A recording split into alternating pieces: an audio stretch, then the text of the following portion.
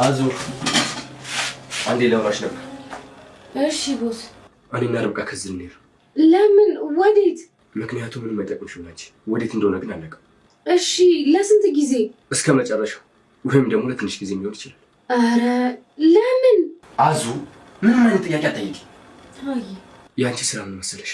እኛ ከወጣን ቀን ጀምሮ እዚህ የሚደረጉትን እያንዳንዱ ነገር ደውለሽ ታሳውቂኛለሽ። እሺ ጣጣ የለውም። እሺ በቃ ደግሞ በእናትሽ ማሚን በደንብ ተንከባከቢያትሽ። አይ በቃ ሌላውን ነገር በስልክ እናወራለን። አረ ፒስ። ግን እኮ ቤቱ ያለ ምርጡ አይገፋም። በቅርቡ ልንመለስ እንችላለን። አንቺ ብቻ ያልኩሽን አድርጊ። አይ እሺ ቦስ። ታዩነውብኝ እና አስተዳደቁ እንዴት ነው? እንደጠበቅነው ነው? ምን ሆነሽ ነው? ከዛ በላይ ነው እንጂ። እሺ ሁሉንም በደል ተወጣ መሰለኝ። መጠርጠሩስ? ከዛ ሲወጡ እኮ ደወሉልኝ። ይደውሉልሻለሁ። እኔም ገምቼ ነበር። በጣም ነው ደስ ያለኝ። እዩ አልገባህም? እኔስ ብትይ የኔ ቆንጆ እንዴት ደስ እንዳለኝ። ኡፍ የልባችን ደረሰ። እና ሰላም ጤና ይስጥልኝ ወደ ቻናሌ ቤተሰቦች እንዴት ናችሁልኝ? እንኳን ወደ ርብቃ ዩቲዩብ ቻናል በሰላም መጣችሁ። እንግዲህ ርብቃና አቤል ቤቱን ለቀው ወጥተዋል። የቤት ሰራተኛዋንም ወደ አዙን ማለት ነው ወደ ቤተሰቦቿ እንድትሄድ ርብቃ ብትሸኛትም አቤል ግን አንድ ሀሳብ አንስቶላታል። እሱም ደግሞ እዛ ቤት የሚከናወነውን ነገር ማን እንደሚመጣና ማን እንደሚወጣ እንደሚገባ አይታ እንድትነግረው እዛ ቤት እንድትቆይ አቤል ነግሯታል። በዛ ላይ ደግሞ መቲ ራሷ ተጠቅመናለች ብላ ራሷ ጋር አስቀምጣታለች። ያ ማለት እንግዲህ ርብቃም ላሰበችው ነገር ይሳካላታል ማለት ነው። እንግዲህ ርብቃ አቤልን እዩን ማለቴ ነው መቼም እንደማትለቀው ስትፎክር አይተናታል። ዋጋህን እሰጥሃለሁ ደምን ባ እንደምታስለቅሰው ነገር ግን ጊዜው አሁን እንዳልሆነ ስትናገር ነበረ። ለዛም እንግዲህ የቤት አጋዣቸው እዛ ቤት መቆየቷ ምን እየተካሄደ እንደሆነ ቤት ውስጥ በቀላሉ መረጃ ያገኛሉ ማለት ነው። ነገር ግን አካሄዳቸው ትንሽ ያስፈራል። ሁሉም ነገር በዚህ ፓርት ላይ ጥንቅቅ ብሏል። እንግዲህ ርብቃ እዩን ላሉ የምትለቀው አይደለችም። ርብቃ ፎክራበታለች፣ አለቅም ብላለች። ስለዚህ ከዚህ በኋላ እዩ ተስፋ የለውም ማለት ይቻላል። ርብቃ በቀላሉ የምትተው አይደለም። ያደረገባት ነገር ይህ ነው የማይባል በደል ነው። ልጅን እስከ ማሳጣት ድረስ ምንም የበደለችው ነገር አልነበረም እሱን ከመውደድና ከማክበር ውጭ። እሱ ግን እንደዚህ አይነት አስነዋሪ ነገር በእሷ ላይ አድርጓል። ልክ ነው። በጣም ነው የሚያስጠላው። የምሬ ነው ምላችሁ። እና እንግዲህ ርብቃን በዚህ ነገር በጣም ነው ልቧ የተሰበረው። ነገር ግን አሁን ላይ ወደ በቀል እየሄደች ነው። ለአቤልም እንግዲህ አታስብ፣ ይሄ ነገር በቀላሉ ይስተካከላል፣ ትንሽ ጊዜ ብቻ ብለው ነበረ። እናም እዩ ሆን ብዬ ነው ዝም ያልኩ፣ ሁሉንም ነገር ማላውቅ እንዳይመስልህ እና ጠብቀኝ ብለዋለች። እንደውም በደንብ ደስተኛ ሆንና ዋጋህን እሰጥሃለሁ፣ መፈጠርን እስክትጠላ ድረስ እንድትሰቃይ ነው ማደርግህ እያለች ነው ርብቃ። እንግዲህ ቀጣይ ክፍል የሚሆነው የርብቃና የእዩ ጦርነት ነው። ርብቃ እዩን በቀላሉ አትተወውም። በጣም የበደላት ነገር በሚያስጠላ ሁኔታ በልጇ ነው የመጣው። ንብረቱን ተውት እና እንግዲህ አቤል ደግሞ የዋህ ነው፣ ምንም አያውቅም። እዩን ስለሚያምነው እንደዚህ አይነት ነገር ቁም ነገረኛም አይደለም ብሎ ስለሚያምን ይህን ነገር አያደርግም ብሎ ነው የሚያስበው። በፍጹምም አይጠረጥረውም። ነገር ግን ርብቃ ጠርጥራለች። የሚያደርገውን ነገር ሁሉ ስለምታውቅ ነው የጠረጠረችው። አሁን ላይ ግን እሷ ለበቀል እየተነሳሳች ይገኛል። እንግዲህ በታዘዙት መሰረት ቤቱን ለቀው እየወጡ ነው ርብቃና አቤል ማለት ነው። እንግዲህ በዚህ መሀል ደግሞ መቲ አለች። መቲ ያው እየተጫወተባት ነው። በነገራችን ላይ ንብረት ሁሉ በእሷ ስም ስለሆነ እኔ ነኝ ያዞርኩልሽ ብሏታል። አሁን ደግሞ በመጋባት ስም ንብረቱን ሁሉ በስሙ እንድታደርግለት ያደርጋትና ከዛ በኋላ ከዛ ቤት መንቅሮ ያባረራታል ማለት ነው። እስኪ እንግዲህ የእሱ ደስታ ውሎ ካደረ ማለት ነው በክፋት እንደዚህ። እኔ በጣም በሚገርም ሁኔታ የሆነ እኮ በቃ ነፍስ የቤተሰቦቹን ነፍስ ያጠፋች ምናምን ነው የምትመስለው ርብቃን ማለት ርብቃን በጣም ቅስሟን ሲሰብር እሷን የሆነ በቀል የሚያደርግ ነው የሚመስለው። እና በጣም ግን ከመሬት ተነስቶ ነው። ገንዘቡን ከፈለገ እኮ በቃ በዚህ መልኩ ገንዘቡን አጭበርብሮ መውሰድ ይችል ነበር። ግን ያደረገው ነገር ግን በጣም የሚቀፍ ነው። እንግዲህ አቤል ወንድሜ የሚለው ሰው ማለት ነው እዩ ይሄ እንደዚህ አይነት ቁም ነገረኛም ሰው አይደለም ብሎ ነው የሚያስበው። አንዳንድ ጊዜ እንግዲህ የናቁት ያደርጋን ራቁት የሚባለው ነገር አቤል ብዙ ለእዩ ቦታ የለውም ማለት ቁም ነገር ላይ ይገኛል አይደለም። በክፋት ቀርቶ ቁም ነገር ራሱ ለራሱ ለላይፉ ጥሩ ነገር የሚያስብ ነው ብሎ የማያስበው ሰው ነው። ግን ለክፋት ሲሆን ግን እዩ እንግዲህ የት ድረስ እንደሚራመድ ማየት ተችሏል። እና እንግዲህ ርብቃ ሁሉንም ነገር ገብቷታል፣ አውቃለች እና ለበቀልም እየተዘጋጀች ትገኛለች። አቤልና ርብቃ ከዛ ቤት ሲወጡ ምንም አልመሰላቸውም። ነገር ግን እንግዲህ ካያችሁ ርብቃን ያቅፋትና እዩ ማለት ነው። ርብቃ ወደኋላ ቀርታ ነበርና ያቅፋትና ይስቅ ነበር። ስቅ ብሎ ይስቅ ነበረ። አስባችሁታል? ይሄ በጣም አደገኛ ነው። ይሄ ጤናማ በቀል፣ ይሄ ጤነኝነት አይደለም። ስቅ ብሎ የሚያለቅስ መስሎ ይስቅባት ነበርና እሷ ስለምታውቅ ነገሮችን እንዳላወቀች መስላ፣ በእርግጥ እሱን ፈርቷታን በድርጊቷ በተለይ የመለሰችለት መልስ ደስ አላለው እና ፈርቷታል። ተጠንቀቂ መቲ፣ ጭራሽ ደግሞ እኔማ ከቤት ሲወጡ የሚሆኑትን ማየት ፈልጋለሁ በማለት ከቤት ወታ ጃኬት በመልበስ ተሸፍና እንግዲህ መኪና ሊነዱ አስፋልት ላይ የቆሙበት አስፋልት ላይ ቆማለች። ምን ልታደርግ ይሆን መቲ ደግሞ?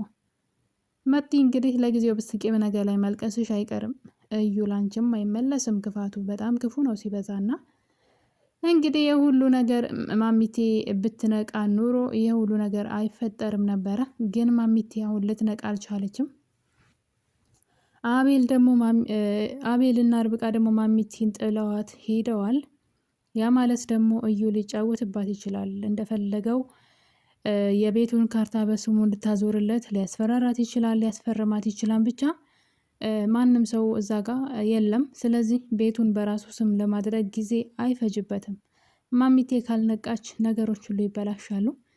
እንግዲህ መቲ እናቷን ታገኛለች ብዬ አስባለሁ። ወደዛ ቤት መቲ ከሄደች ማለት ነው ከማሚቴ ጋር ትገናኛለች። ማሚቴ ወላጅ እናቷ ናት። ነገር ግን እሷ አላወቀችም። የቤቱ ንብረት ሁሉ በእሷ። እኔ እኮ የማሚቴ ተንኮልና ክፋት ራሱ ምንም አልገባኝም። እንዴት ነው የሰው ንብረትን የሆነ የሰውን ገንዘብ በልጇ ስም ልታረግ የቻለችው? እንደዛ ይቻላል እንዴ? ማለት ልጆቹን አሳድጊ ተብላ አደራ ተሰጥቷታል። እያሳደገች ነበር ሞግዚት ሆና። አቤል ማሚቴን እንደ እናቱ ነው የሚያት፣ ማለት እንደ ወላጅ እናቱ በጣም ነው የሚወዳት።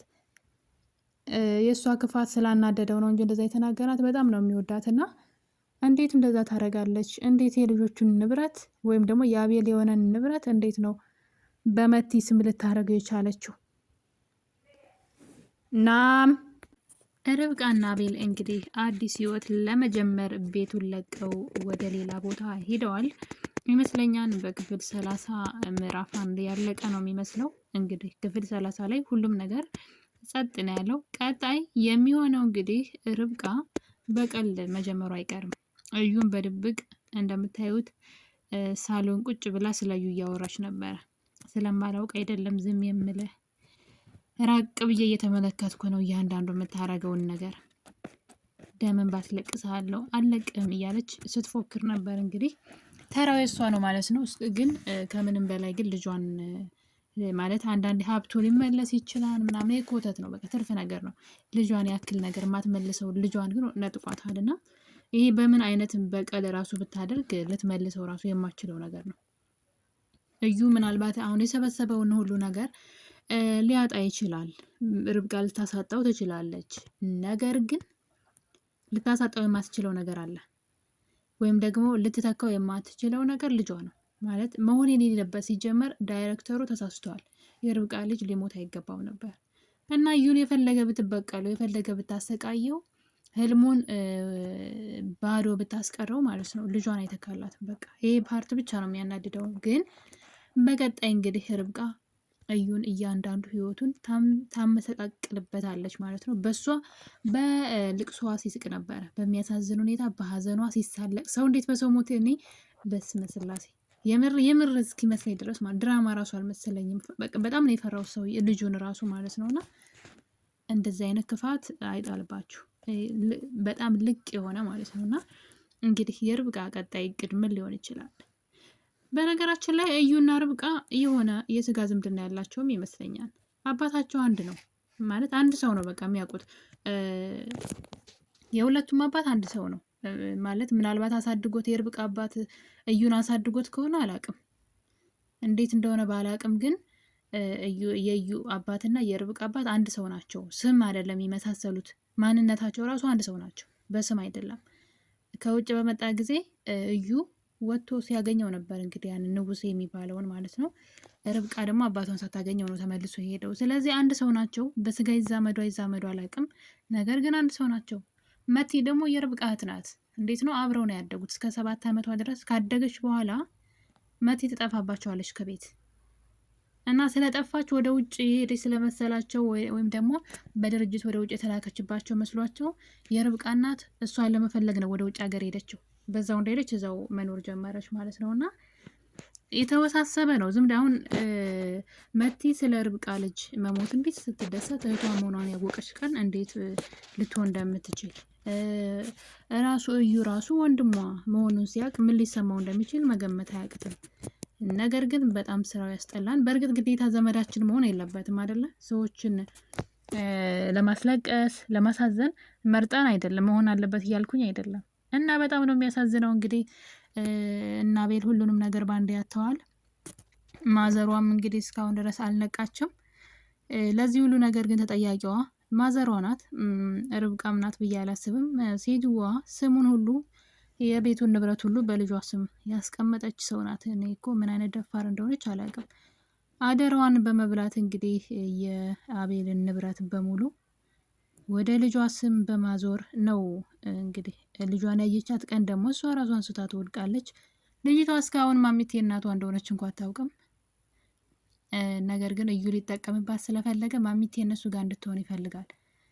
መቲንም እንደዛው ለመጠቀሚያ ነገር ብቻ ነው የሚፈልጋት፣ አያፈቅራትም። ሊጠቀምባት ግን ይፈልጋል። ምን አድርጎ አሁን ላይ ልክ ማሚቴም እዛ ቤት ናት። መቲም እዛ ቤት ስትገባ መቲም በፍቅር አታሉ ንብረት ሁሉ በስሙ እንድታዞርለት ያደርጋታል። እሷ ደግሞ ስለምትወደው ምንም ነገር ለዩ ታደርጋለች። ያኔ እሷንና እናቷንም ከቤት አስወጥቶ ልክ እነ ርብቃን እንዳደረገው እሷንም ያደርጋታል ማለት ነውና ያው የቀን ጉዳይ ነው እንጂ እሷም ደምን በማልቀሱ አይቀርም። እና የኔ ቤተሰቦች አቤል ደግሞ እንግዲህ የቤት ሰራተኛቸውን ማለት ነው ያለውን ነገር ማን እዚህ ቤት እንደሚገባ ምን እንደሚካሄድ እንድትነግሬ ብሎ እንግዲህ ቃል አስገብቷታል። በቀጣይ ክፍል ምን ይፈጠር ይሆን አብረን የምናየው ይሆናል። ቸር ቆዩልኝ።